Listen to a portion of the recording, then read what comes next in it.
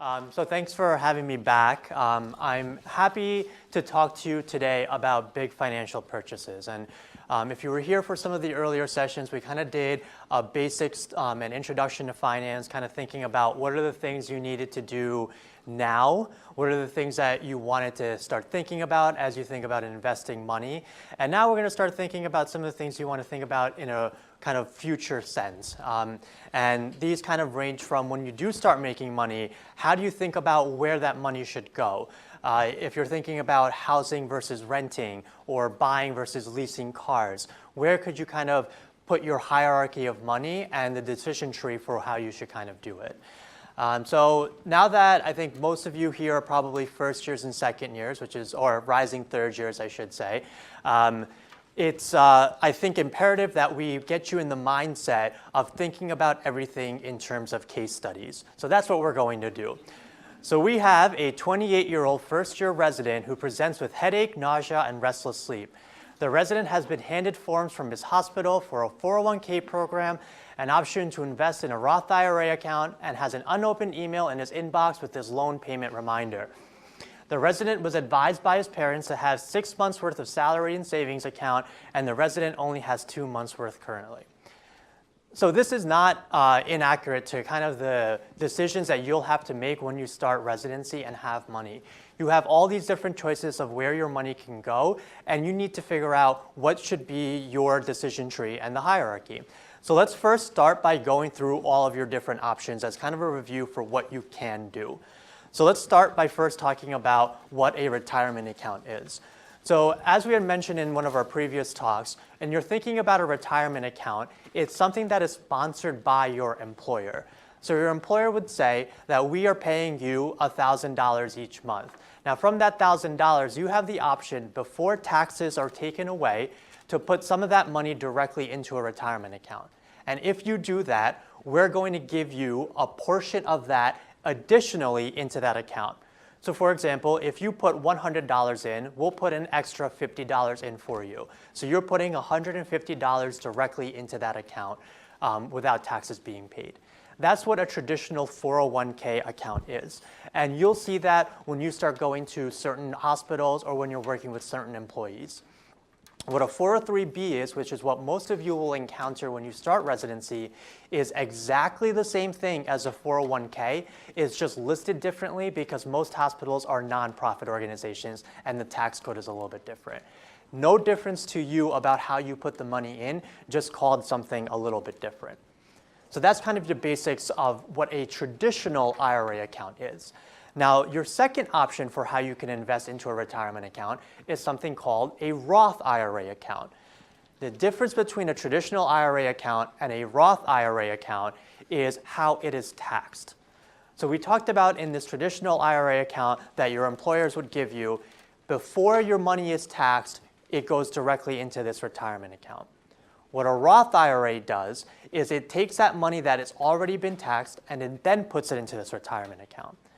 Why would you want to do that, and why is that the best option? The reason why is once you've been taxed on that once in the beginning, and then you put it into your retirement account and it grows to whatever value it does, you don't have to pay any taxes on that growth that you've got. So if you get, in the very beginning, a few $1,000s and it grows to hundreds of thousands of dollars in your retirement account, that money is yours. In the traditional IRA account, you still have to get it taxed. Because you're not paying those taxes in the beginning, you get taxed at the very end. So that hundred thousands of dollars that you've made on your retirement account then get taxed at the very end for your final amount. Now that comes to a question of mathematics and investing and computing that, which one is better for you? And the reason why I think that the Roth IRA account is the best is because it allows you to have the most amount at the end when you have a long time until you're getting to that point. As most of you are entering your residency and will have a long time until you retire, this is the best option for you. Now, so there are two things about this that are important. First, we talked about this, the tax-free component to it. You don't have to pay taxes when you're withdrawing money at the very end. Everything that grows to is yours. And you can invest in nearly any fund or stock, which is also different from most of your traditional IRA accounts. they have set places that you can invest in, and you might not like those places that you want to invest in. This, you have more freedom to choose what you want to go into. The second thing that's important about this to know is that there is a yearly contribution, and then there's a cap depending on how much money you make. So the average physician across all specialties makes higher than the $200,000 limit for a Roth IRA account. So once you get to a point where you're at an attending level and you're thinking about putting money into a retirement account, this won't be an option for you anymore. It will be an option for you during residency. So think about the Roth IRA account when you're thinking about residency and trying to put money away. So this is one of your options here. Here we kind of just go through some of that, discrepancy between a traditional IRA and a Roth IRA. So you have your gross salary and the initial tax rate. So the Roth IRA, remember, you're paying that taxes initially. So now you have $4,000. You put that money in at 30 and you finish your residency. I arbitrarily picked a 5-year residency at 35. That's when you stop. You're growing at 8%. The final amount that you save in the Roth IRA versus traditional IRA is less. However, remember, in the traditional IRA, you have to get taxed at the very end. So now you get taxed at the very end, and you're paying the tax that you're going to be paying at the bracket that you're making right then. During residency, you're going to be at a lower tax bracket because you're not making as much.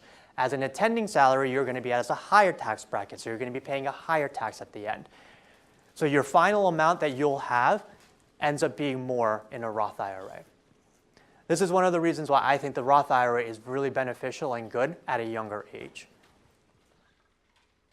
We talked about just generally investing. If you're thinking about investing, we talked about how in a traditional IRA, you don't have necessarily all the options. In a Roth IRA, you can invest in anything that you want to. If you were to take a 30-year history of any time period in the S&P 500, start it at 1 year and go 30 years later, you are guaranteed to make 8% year over year, guaranteed. The difference is, as you get closer to retirement, things change. The markets are volatile. So if you were thinking in 2005 you were going to retire in 2009, you would have lost more than a quarter of all of your investments by having all of your money in the stock market. Now, what you can do in some of these Roth IRA accounts is also transition your money into bonds and safer investments as you go on as well. I've had questions about how do you actually get started? What do you need to do in order to open a trading account? It's actually really, really simple. Just Google any sort of trading account that you want. I did a simple search right here. Here are two options, Merrill Lynch and Fidelity. Every time you trade, it costs $7 on Merrill Lynch and $8 on Fidelity. You don't need any sort of minimum account. So if you put $500 into this account, you can start trading that money right now. Or here's some other ones that you can do. There are various options for you. All you really need to do is have an ID and some sort of social security number, and then you're able to put any sort of money into these accounts. So now we kind of get to the decision tree. You have the option of putting money into a retirement account, putting it into savings, putting it into your own sort of investments. So if you have, let's say, $500 of savings, you have kind of three options. You can pay down some of your college debt or med school debt that you have. You can invest all of that money, or you can do some sort of mix. So how do you start thinking about which option is best for you? Here's how I kind of think about it. So let's say you want to think about paying down debt. When is it most beneficial to pay down debt? That's when your interest rate is higher than 10%. When your interest rate is higher than 10%, you should start paying that down. That normally happens with certain private loans and especially credit cards. So if you have credit cards that have some sort of outstanding debt on it, that should be where your money goes towards first. If you want to invest only, when can you do that? That's what you should do when you have really low accruing debt. If you were able to be fortunate enough to get a debt or some sort of loan that is less than 5% interest, then you should think about leaving that be, letting that grow and accrue, and putting your money towards investing. For most individuals, the best bet is actually doing some sort of hybrid mix. The first thing that you should be investing in is putting your money towards one of these tax-deferred retirement accounts, because that allows you the most amount of future financial money. even if it involves accruing some interest on your debt right now. Then, once you put money into this retirement account, then think about paying down additional debt that you might have to. This idea of 6 months of savings. Sorry. Yes?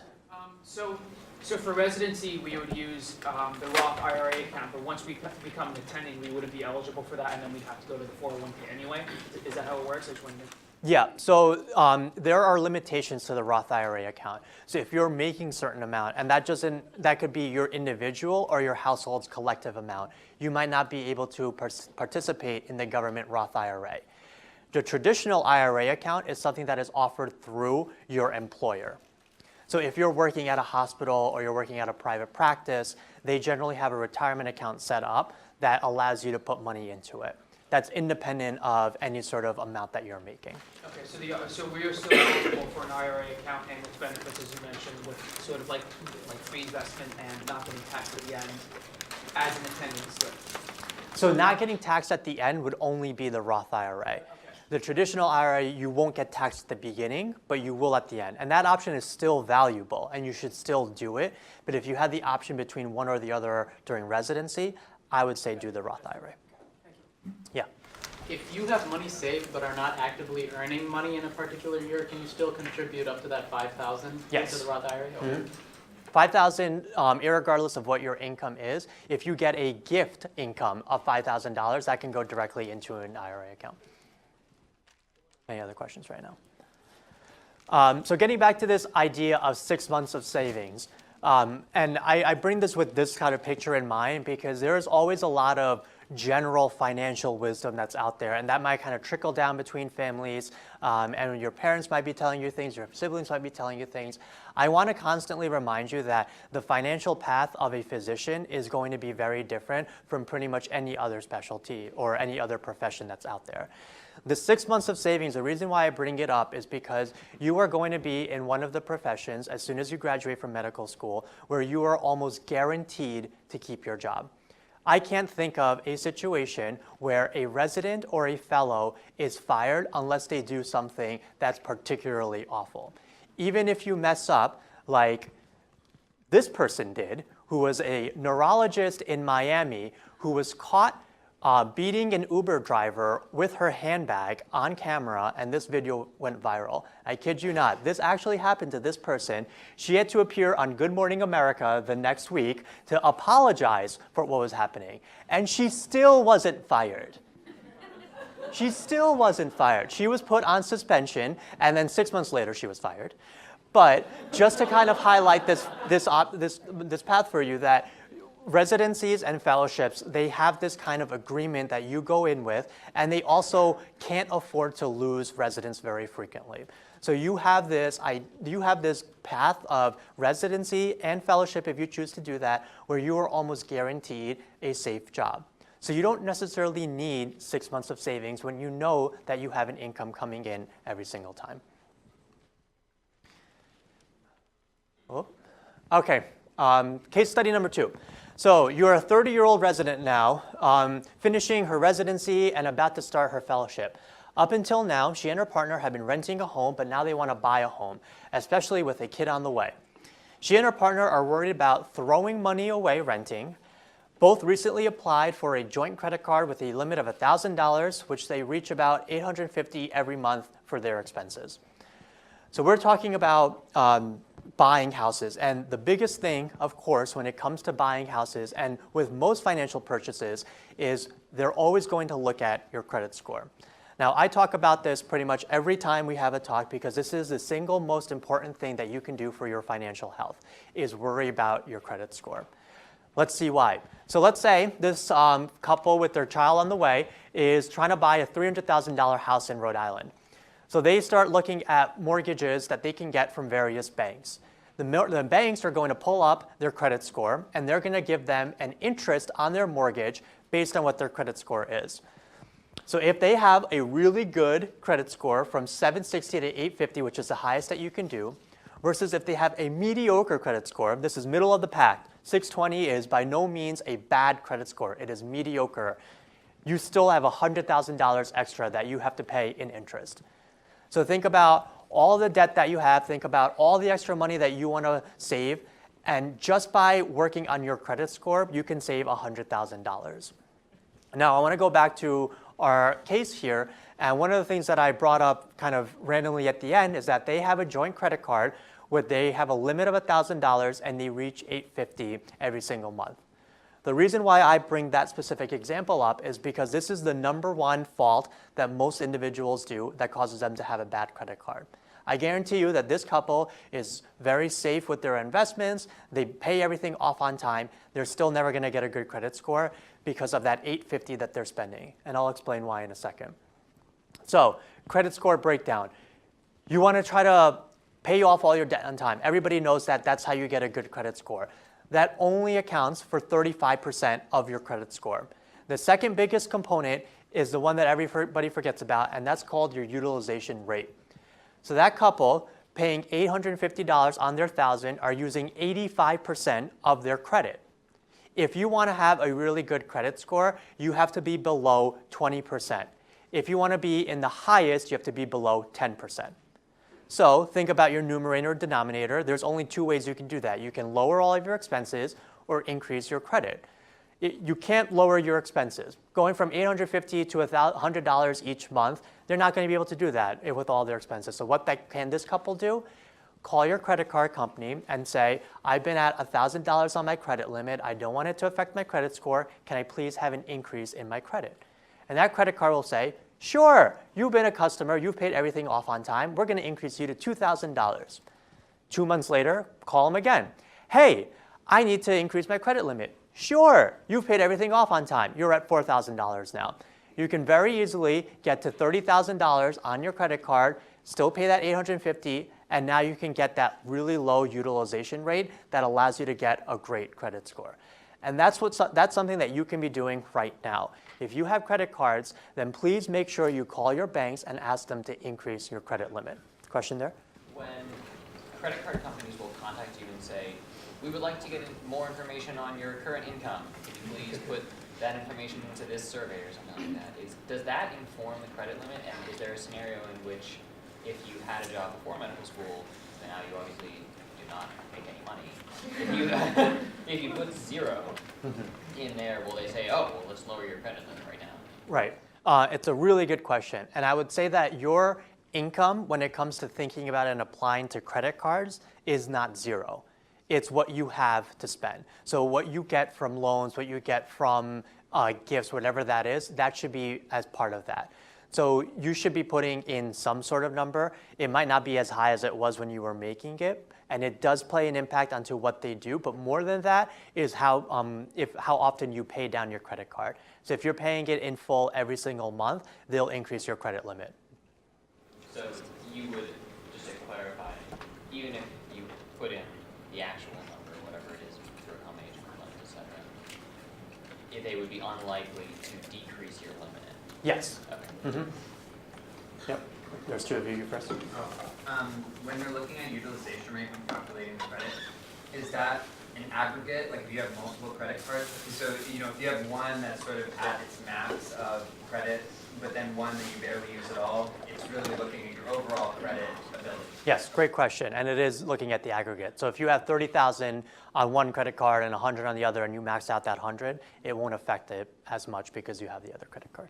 On the other spectrum, if you barely use it, how much do you get dinged for like not really utilizing it? Your credit card? Yeah, so that's a really good question. And I'm gonna get back to your question in 1 second. Let me answer the other one here. Yeah.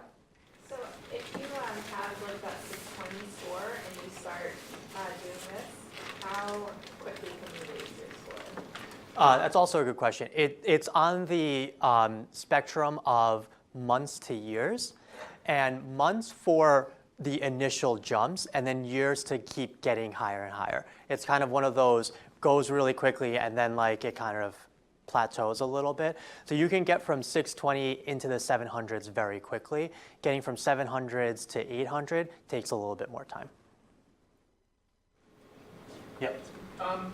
You mentioned previously about like I think it was more advantageous for you to have like 2 or 3 credit cards as opposed to one. Could you just sort of talk about that and why that was important? I remember you saying, but I forget why. Yeah, great question. So I'm going to answer both of your questions right now with the next 3 things. So the 3 other things that are important when you're thinking about your credit score are the length of history, the new credit, and the types of credit that you have.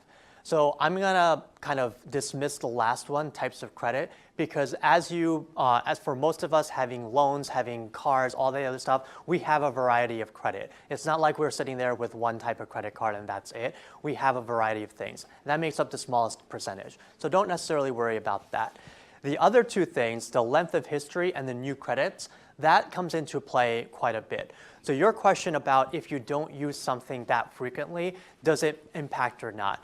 That comes into play with length of history. If you have a credit card that you opened up in undergrad or in high school, and it's been there and it's been a safe investment or something that you've paid off every single time for a long period of time, that's really beneficial for your credit score, even if you're not using it frequently. For example, I have one credit card that I put my monthly things on. So my Netflix and my New York Times account are on that one. It gets like $30 a month, but it just gets paid off. I don't touch it. Everything else I use with my other credit cards that have better points and things like that. But you want to try to keep that open because that length of history is important for your credit score. And then the new credits, you want to try to avoid opening up lots of credit cards because for 2 reasons. It shows that you might be someone who's risky and trying to get a huge line of credit so you can make big purchases, or it might also decrease the length of history. So the length of history is an aggregate or an average of all your different credit lines. So if you're opening up new credit cards, then it decreases your total length of history, and that impacts your credit score. So I personally think that having 2, maybe 3 credit cards is best. One is one that I use from forever, that I've had for a really long time. And the second one that I do most of my purchases on because I think it has great points. And then some people like to supplement it with one airline one that they use for traveling. I usually stick with just the 2. Yeah. Would you, say you're like thinking of switching into another one, what's like the minimum time you would consider doing that? Or is it based on just like if you're making big purchases in the future? Like would you say 2-3 years, like it's okay to change? Or You mean switching credit cards? yeah, like say you're doing it for points and like Right. what you're just phased out and there's another one that has better Yeah. points? So 2 things with switching. First one is I wouldn't change it in the first 6 months. So at least I would say 6 months before you switch it. Second thing is if you're switching credit cards, it depends on how you're actually doing that switch. So if you have a Chase Sapphire card and you're switching it directly into a Chase Sapphire Reserve card, then that continues on the same account. If you're canceling this credit card and opening up a new one, that's when it becomes a difference. Yeah. What if you have, like, does it matter the type of card you have, like American Express versus a MasterCard? No. That's just a style. It's just a different form of credit card, but it wouldn't impact this. Any questions about this? Okay, great. So let's talk about if you're actually making this decision between renting versus buying a home, what are the things that you actually have to think about? The big thing is that the costs associated with renting and buying are different. And it varies when you think about it in terms of buying and leasing a car, which we'll talk about in a second. So when we're thinking about buying versus renting a house, there are 2 main costs associated with renting. You have to think about the monthly payments, and then if you want to have some form of renter's insurance. It's different when you're buying because when you actually own the house, you have to pay the property tax and the insurance on that house. You have to handle all the maintenance, and then if you're having a mortgage associated with it, you have to do the interest payments on top of that. Even if with all that considered, you think it's a solid investment, the one thing most people forget about when they're buying and selling a house is that when you're buying it, you pay the price associated with buying that house. When you're selling it, you don't get all that money back. You lose somewhere between 6 to 8% on that house on the commissions associated with it. That doesn't happen when you're buying it. So if you're selling that $300,000 house, you're going to be somewhere in that $20,000 range that you're losing at the very end of it too. So as you're thinking about it in terms of long-term what you want to do, you might not necessarily say, you might think that if I buy right now, I only have to pay $1,000 a month on my mortgages versus renting for $1,000, but remember that cost that you'll have at the very end when you're selling it. Again, thinking about this from the perspective of future physicians, how is it different? The average financial benefit that you get from owning a house is when you stay at that house for about 10 years. Sometimes it's a little bit shorter if you get lucky and there's appreciation on that, but on the safe side, 10 years is the length that you would need to stay in order to get the financial benefit of owning a home. As a physician, with residency, fellowship, and job searches, for the next foreseeable time period, it's hard to guarantee we're going to be in one place for 10 years. That's something to think about when you think about renting versus buying a home. The other thing that I always like to say is that a house is not necessarily an investment. Don't think about putting your money in as a way of selling it in the future to make money. If something were to happen and you were to need to sell something, you're not going to sell your home. You're going to think about other places. This is a place that you live. So don't think about it just strictly in terms of an investment. This is a website that does a really good job of comparing what it would mean for you renting versus buying. They look at the housing prices, they look at the trends that they expect over the next 20, 30 years. They look at the housing prices and how it will appreciate or depreciate, and they kind of come up with a value for you if you put in the input. So if I put in Providence, Rhode Island with a house of $300,000 versus renting a home for $1,000, and I want to do it for the next 30 years, renting comes out cheaper in this scenario. However, if you were to change these parameters, it might change it based on what you wanted to do. So this is a good resource if anyone wants to use it. It's realtor.com. Okay, any questions on housing before we move on to next piece? Yeah. How do you choose how much to spend at home? Yeah, it's a good question. The traditional mindset is that you should have about somewhere between 1/3 to 1/2 of your monthly income going towards your housing if you're looking to purchase. So if you have a mortgage, somewhere around 1/3 to 1/2 of your income could go there. Based off of that, you then extrapolate to what you would be able to afford for a house. So that's kind of like the backwards way of doing it. All right, number 3. First-year medical student presents with fatigue and edema. He has been walking from his apartment to school and his mentoring site. PCP has recommended getting a car, and student has been going to several dealerships to try and lease a car for his remaining 3 years here. He plans on moving back to New York City for residency and does not anticipate needing a car at this point.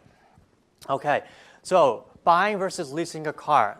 The question is, should I lease a car? The answer is no. Almost in no situation does it make financial sense to lease a car. There are 2 exceptions to this rule.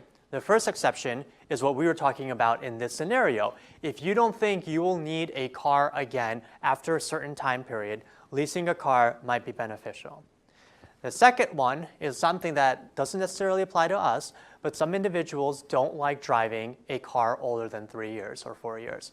If you want to just have a new car every 3 or 4 years and not necessarily pay a ton of money buying and selling it each time, you can lease a car every 3 years. I personally don't do that, but some of you guys might want to when you're older. So what's associated with buying a car? There are 6 main components with buying a car. You have all the cost out-of-pocket expenses that you need to run that car every single time you're doing it. So fuel, state fees, financing, maintenance and repairs, and insurance. You absolutely need those in order to drive the car. The second cost associated with driving, or the last cost associated with driving a car for a time period, is the depreciation of that value. So when you buy a car versus when you're selling a car, how much value did that car lose?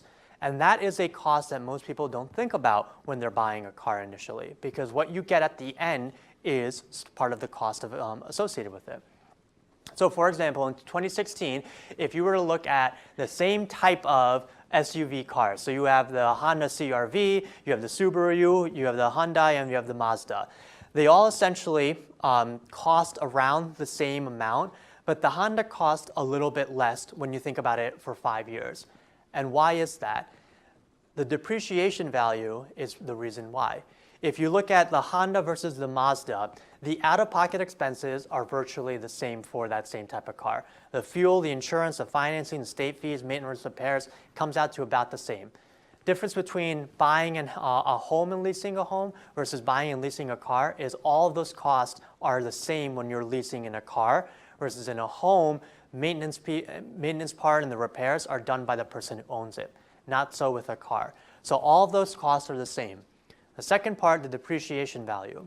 For whatever reason, a Honda CR-V is worth more at the end of 5 years than the Mazda is. People are willing to pay more for an old Honda CR-V than they are for a Mazda. So when you're thinking about selling a Honda at the end of 5 years, you'll get more money from that car than you will from a Mazda. So that cost should be built in when you're thinking about buying a car. Okay, that was quick and dirty on cars, buying and leasing. Any other questions? Yeah. What about used versus new? Good question. So it is true that when you buy a new car, 20% of that value is depreciated the minute that you drive it off the lot. With that being said, it doesn't depreciate as much over those next few years. So I think about it in terms of longevity. If you think you're going to need that car and want to keep that car for the next 10 years, it might make a little bit more sense to think about a new or new-ish car because you want to keep it for 10 years versus a car that's already 5 years old might not last that long or have the same amount of expenses. It's kind of hard to toss it up. I personally don't think that buying a new car is always worth it. I think even if you got a car 1 year out, depreciation value from that 1 year is not worth the amount that the car can still last for, if that makes sense. Any other questions here? Okay. All right, last one. Fourth-year medical student has been dating his partner for the last 7 years. On match day, he proposes to his partner. What a match. They begin to plan the wedding and putting together their guest list. With family and all the wonderful med school friends that they have made, the final head count is 150. They decide to have the wedding in a few months before residency begins. They try and figure out how much money it will cost them. So this is a play on weddings in medical school, and everybody will have them during fourth year, and it's great, but it's more of a metaphor for large purchases that you have to make in general. Now, I'm going to use this wedding metaphor for a little bit more. So medical students are in debt. When asked about how they will pay for their weddings, the answer usually are, my wedding will be expensive. It will be small and elegant. I'll figure it out once I'm engaged. I'm not even dating anyone right now. I think my parents will help me out, or she will, or his or her parents will help me out, or maybe I'll take out a loan. What's one more loan anyway, am I right? So this is what most people think about when they think about large purchases. They kind of just kick that can down the road. The problem with that is, well, weddings are really expensive. The average wedding in the United States costs more than $32,000. Now, maybe you're from South Dakota and you can spend somewhere around $19,000. Or maybe you're from Rhode Island and you'll spend $50,000. Or maybe you want to do a wedding in New York City and it'll be $83,000. Who knows which one it's going to be. But let's take this average for a little bit. So how do I save for a wedding? Well, how much would you have to save if you were getting married? If you were spending on the average wedding $32,000, the average engagement is 14 months. That means that you would have to save $2,000, more than $2,000 every single month in order to pay for that wedding. Maybe you had this foresight of 5 years out and thought 60 months, that'll be great. You have to save $500 per month. Maybe not feasible. What's the cost? What's the real issue with weddings? Most people think that I'll just decrease the amount of people that are coming to my wedding. The problem with weddings and most large purchases is that it doesn't really vary with quantity. The fixed costs are what usually do you in. So if you have, this is from 2015, the national average spend on weddings. The venue, about $14,000. The photographer, about $3,000. The reception band, the reception DJ, the florist, the wedding dress. Oh yeah, the engagement ring. These are most of those things that are fixed costs. They don't necessarily change that much depending on the number of people that are coming. You can argue maybe the venue does, but still, it's not about changing the number of guests. Maybe I'll change the food amount. It's just a general idea of having a wedding is expensive. And so these are the big financial purchases you have to think about. Now, maybe you'll get help from some of your friends and family. This is the breakdown of who usually pays for weddings. Don't ask me why. The bride's parents pay for the most with 44%. The couple, 43%. The groom's parents, 12%. And other, 1%. Maybe you can do a Kickstarter. I don't know. There's something in that 1% that you can do. The point of this is, even if you were going to take just that amount that couples normally pay, it comes out to about $14,000 that you have to be allotting for. That would be $1,000 on average or $233 per month. Now, I'm doing this kind of in a joking way to talk about and say, this is really expensive, and there are things that we need to think about. Now, I'm not here to tell you how much you could spend on your money or what it's going to be and how much to save right now. I'm just saying that these are things that you need to start thinking about earlier rather than later on. Thinking about it when you get engaged or thinking about it at some future time period might not be good enough. Starting now is a very healthy way of doing it. So I finished with my final slide, which talks about the hierarchy that I like when I have some extra money. So if you have some initial savings, we already talked about tax benefit savings and high interest debt versus additional savings. If you get the option of doing tax benefit savings, 401k or 403b account, or a Roth IRA account, that's really valuable and free money that you're going to be getting. Tax saving and usually an employee matching. It should probably be the first place that your additional savings should go. High interest debt. If you have really high interest on any of your debt, credit cards or loans, especially above 10%, that's where your money should go. After that, if you have additional savings, you have to figure out that proper balance between saving for one of these large purchases, wedding or whatever that might be, and then additional debt down payment that you want to do. So sorry for that whirlwind tour, but thank you.